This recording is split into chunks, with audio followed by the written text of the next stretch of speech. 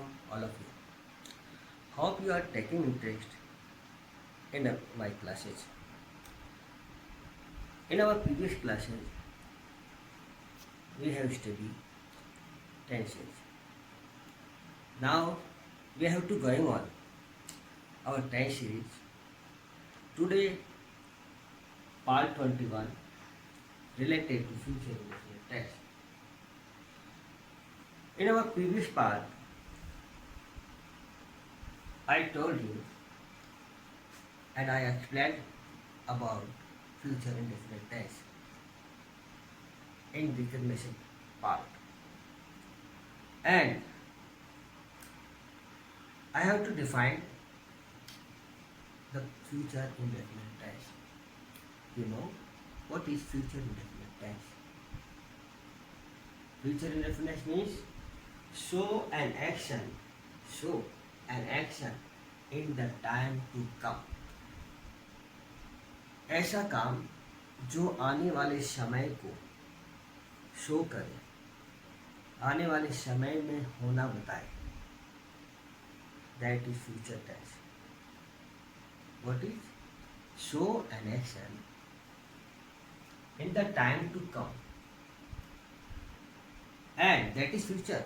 But what is indefinite? But the time of the action is not definite.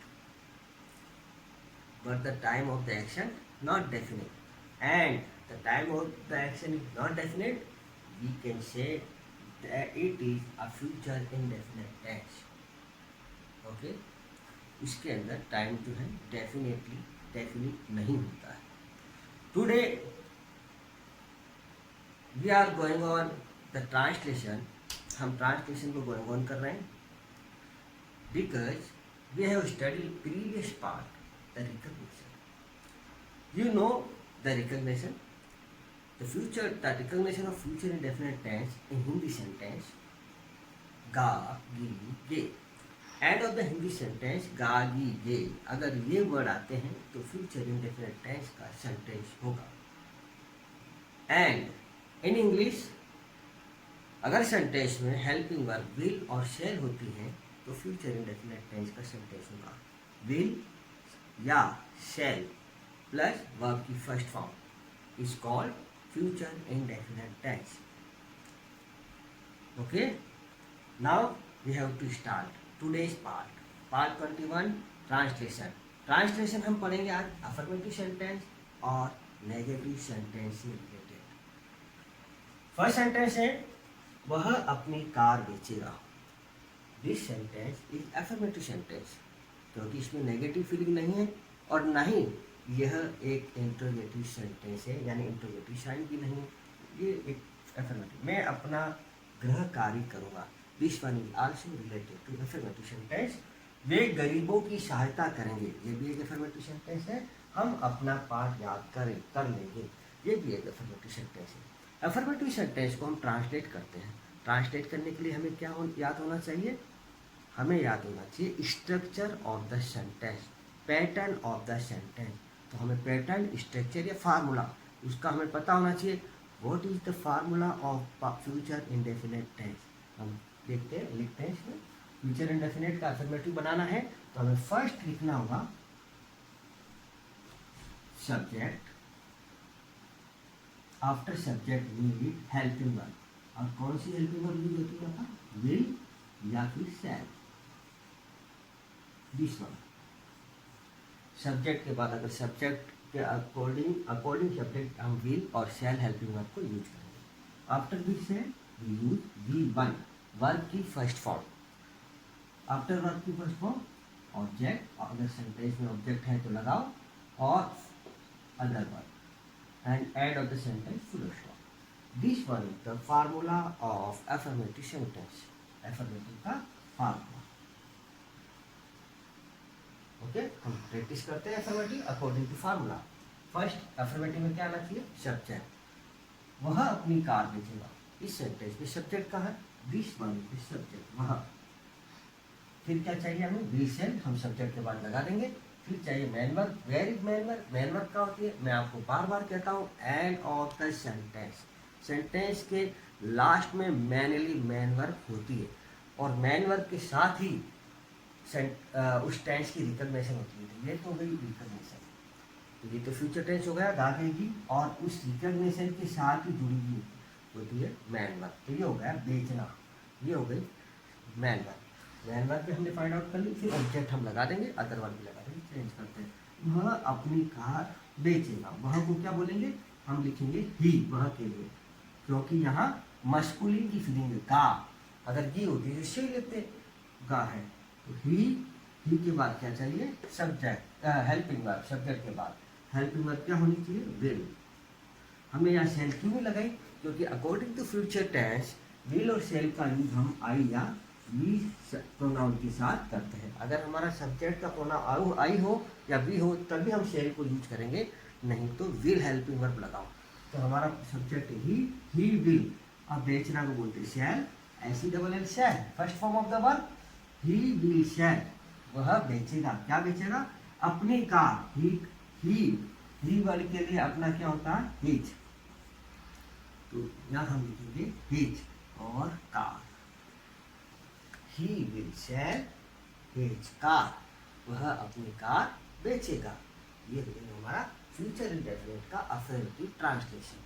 Easy है, formula ध्यान में होना चाहिए, we can easily translate any sentence. One more sentence, मैं अपना गृह कार्य करूंगा। What is subject in this sentence? This one is the subject मैं को हम बोलते आई के साथ क्या लगना चाहिए, हेल्पिंग वर्ब। हेल्पिंग वर्ब क्या आएगी, आई और बी के साथ हमने अभी बताया था SALL शैल हेल्पिंग वर्ब आती है, हम लिखेंगे शैल, आई शैल। अब क्या चाहिए, मैन वर्ब, वर्ब की first form, very man verb, करना, करना को बोलते हैं डू, आई से डू। अब हमने किया अपना करन, मैं का अपना क्या होता है, यानी आई के लिए हम कौन सा अपना वर्ड यूज करते हैं, possessive my, I shall do माई, क्या करोगे, गृह कार्य, ऑब्जेक्ट हो गया homework. This one also second sentence of affirmative sentence, I shall do my homework. Mostly हमसे पूछा जाता है अपने फ्रेंड के द्वारा, क्या आप क्या करोगे, तो हम कहते हैं I shall do my homework tomorrow, या नेक्स्ट मॉर्निंग, या फिर आपका जो टाइमिंग होता है वो टाइमिंग आप शो करते हैं, बताते हैं। Okay, one more sentence you have translate in affirmative sentence. Sentence है, वे गरीबों की सहायता करेंगे। नंबर 1, फाइंड आउट करो टेंस को, हियर इज टेंस गे, कागे की फ्यूचर इंडेफिनिट। अब यहाँ आ गया हमारा सहायता करना हेल्पिंग वर्ब हो गई, सॉरी मैन वर्ब हो गई, मैन वर्ब सहायता करना, दे इसकी रिकग्निशन, अलाउ सब्जेक्ट दे, ये हुआ सब्जेक्ट दे, जिसको बोलेंगे दे, तो हम सब्जेक्ट लिखते हैं यहाँ पर दे। इस आफ्टर सब्जेक्ट क्या चाहिए, helping verb, which helping verb use here, will, क्योंकि अगर आई और वी होता तो ही शेल लगाते, आई दे विल। अब सहायता करना, ये हेल्पिंग वर्ब है, मैन वर्ब है, HELP help, first form of the verb, क्योंकि फ्यूचर में first form of the verb होता है। दे विल हेल्प, हमने मैन वर्ब भी फाइंड आउट कर ली, they will help the poor, they will help the poor, वो गरीबों की सहायता करेंगे। होगा सेंटेंस, वन मोर,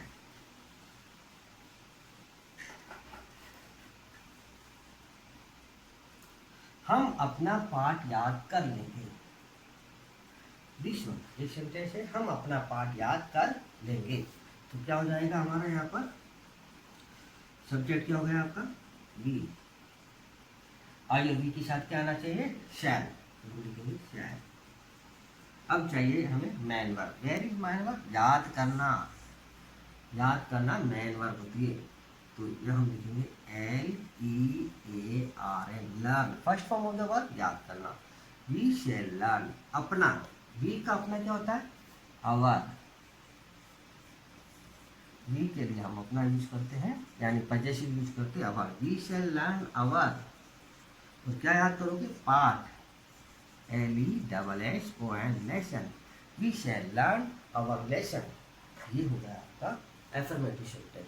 हमने प्रैक्टिस की आई और वी प्रोनाउन से रिलेटेड सेंटेंस की प्रैक्टिस। ऐसा सब्जेक्ट जिसमें हम आई और वी को यूज करते हैं, तो फिर हमने शेल हेल्पिंग वर्ब यूज करके हमने सेंटेंस बनाया। इसके अलावा हमने अदर प्रोनाउन और सब्जेक्ट के साथ जो विल हेल्पिंग वर्ब लगती है उसकी भी हमने प्रैक्टिस की। ये सेंटेंसेस थे अफर्मेटिव से रिलेटेड। अब हम प्रैक्टिस करेंगे नेगेटिव सेंटेंसेस की। Let's come we have to practice negative sentence. तो फर्स्ट नेगेटिव सेंटेंस का फार्मूला। नेगेटिव बनाने से पहले हमें उसकी फार्मूला पता होना चाहिए, पैटर्न पता होना चाहिए कि नेगेटिव सेंटेंस कैसे बनता है। नेगेटिव का हम फार्मूला लिखते हैं यहाँ पर। First we write here subject, after subject will. अगर सेंटेंस में आप विल यूज कर रहे हैं तो विल के साथ नॉट लगा, विल नॉट, और नहीं तो शैल नॉट। ये हो गया आपका negative, will not, shall not. और फिर आप क्या यूज करोगे, V one object and other word. Simple formula है। अफर्मेटिव का याद होगा तो आप नेगेटिव का इजीली बना सकते हैं, क्योंकि हेल्पिंग वर्ब के साथ नॉट यूज लगता है। बनाओ सेंटेंस। एक सेंटेंस है, वह अपनी कार नहीं बेचेगा। वह अपनी कार नहीं बेचेगा। इसमें नेगेटिव फीलिंग हो रही है, वो बेचना नहीं चाह रहा है फ्यूचर में। सेंटेंस बनाएंगे, फर्स्ट क्या होना चाहिए, सब्जेक्ट, बेचेगा गा आ रहा है, it means masculine subject, use करेंगे ही। ओके, इसके बाद ही के साथ क्या था, नहीं बेचना, नेगेटिव फीलिंग है, will not, he will not. ये तो हमने कर लिया सब्जेक्ट प्लस हेल्पिंग वर्ब के साथ नॉट। अब हमें चाहिए main verb. Very main verb, बेचना, शैल।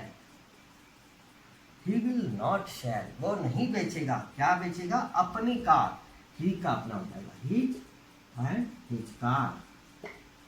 ही will not shall his car. Okay, one more sentence we have to practice. हम नेगेटिव सेंटेंस की प्रैक्टिस कर रहे हैं। नंबर 2, हम कल पिकनिक पर नहीं जाएंगे। हम कल पिकनिक पर नहीं जाएंगे। हमको कहेंगे वी। वी के साथ कौन सा सब्जेक्ट आएगा, हेल्पिंग वर्ब आएगी, शैल। वी सब्जेक्ट के साथ हेल्पिंग वर्ब यूज करेंगे शैल, क्योंकि नेगेटिव फीलिंग है, हम नोट लगाएंगे, ही शैल नॉट। अब आता है जाना, गो फॉर पिकनिक। शिल नॉट गो टू पिकनिक भी लिख सकते हैं, गो फॉर पिकनिक भी लिख सकते हैं। हम go to picnic, we shall not go to picnic. We shall not go to picnic, हम पिकनिक पर नहीं जाएंगे। कब, कल। कल को आने वाले कल की बात हो रही है, TOMORROW, tomorrow. We shall not go to picnic tomorrow. ये होगा इसका नेगेटिव फीलिंग से रिलेटेड सेंटेंस। ओके, हमने यहाँ वी के साथ शेल यूज किया, और आई के साथ भी होता है, अदर सब्जेक्ट के साथ हम क्या यूज करते हैं, विल। वन मोर, अध्यापक उसे दंड नहीं देंगे।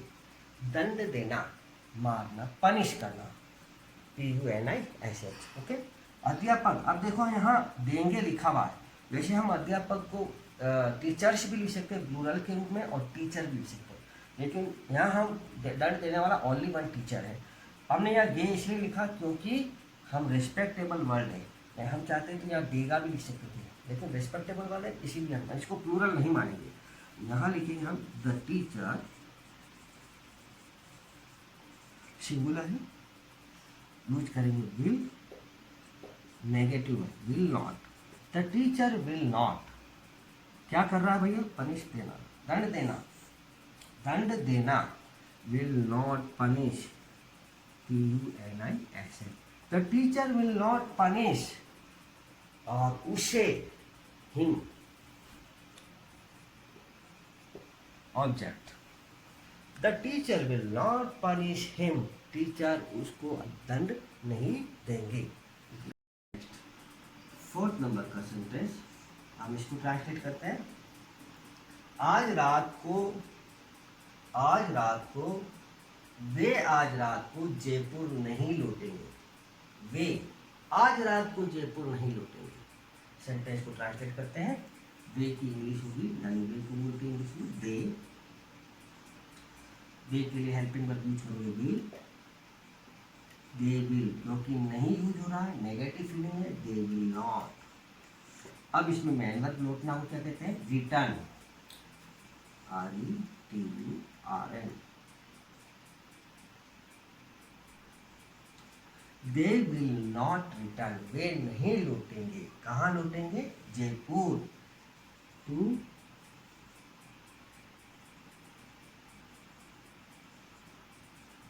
Jaipur.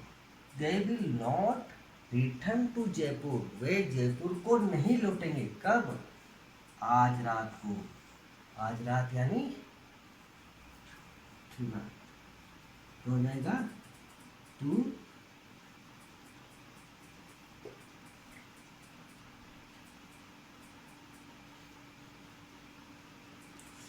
Tonight.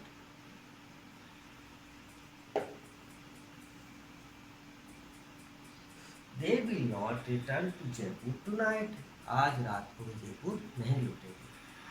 We have practice negative sentences in this topic. हमने इस टॉपिक में जो सेकंड प्रैक्टिस की हमने वो नेगेटिव सेंटेंसेस रिलेटेड है। हमने अफर्मेटिव सेंटेंस की प्रैक्टिस की, हमने नेगेटिव की प्रैक्टिस की। अगर हमें formula, pattern, structure perfectly learn होगा, याद होगा, we can easily any sentence of the Hindi translate into English. हम किसी भी हिंदी सेंटेंस को इंग्लिश में ट्रांसलेट कर सकते हैं। शर्त है फार्मूला हमें याद होना चाहिए, और फार्मूले के साथ हमें उसकी रिकग्निशन, जिस सेंटेंस का को हम जिस टेंस को किस सेंटेंस को ट्रांसलेट कर रहे हैं उसकी रिकग्निशन भी हमें याद होनी चाहिए। Recognition clear, formula clear, we can easily change any sentence of the tense into English. उसमें चेंज कर सकते, किसी भी टेंस की सेंटेंस को चेंज कर सकते हैं।